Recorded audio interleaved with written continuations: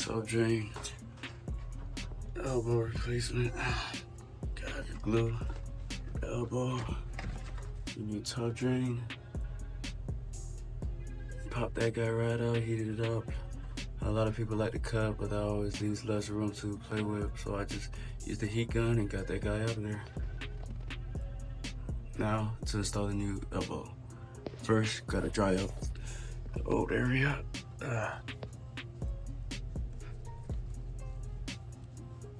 Get all that gunk, all that nasty stuff out the way. Dry it up, good to go. Primer.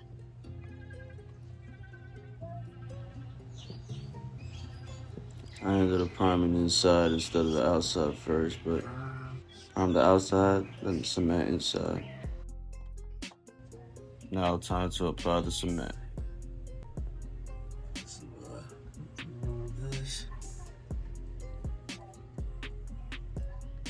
Once you apply a good amount of cement inside that pipe, you want to go ahead and just put it in there. You want to do it quick so that primer doesn't dry up. You want that primer to work with that cement together. Make sure it's flush in there, nice and tight. Give it a good little 15 minutes before you start putting the tub drain in.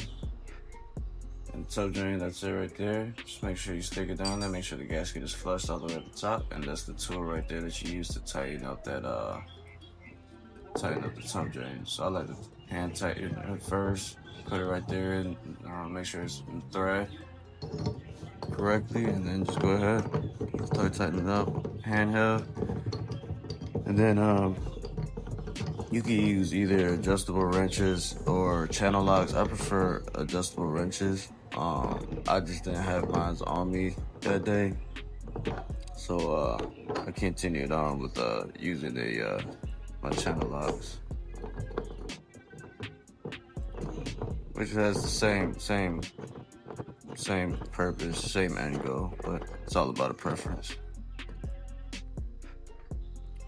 Now you make sure it's all nice and snug in there, which it is, and then it's time to put the tub stopper. Put that toe stopper in, and that's it. Wait about a good hour, check for leaks, make sure everything is dried up and good, and that's it. D Handyman out.